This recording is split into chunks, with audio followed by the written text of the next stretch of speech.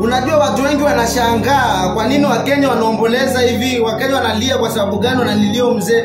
Kitu ya kwanza mzee ilikuwa anasimama na Wakenya. Tukifanya maandamano wakiona vijana wanakufa, yeye ndiye anatoka anasema hapa si poa. Yeye ndiye anatetea raia, yeye ndiye anatutetea sisi vijana.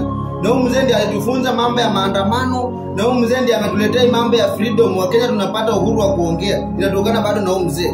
Unakuta watu wanaongea. Mmoja sisi kama Wakenya tunalalamika kwa sababu hatutaki nchi yetu ifike kama Tanzania. Angalia venye watu wanauawa kwa magunia. Ona.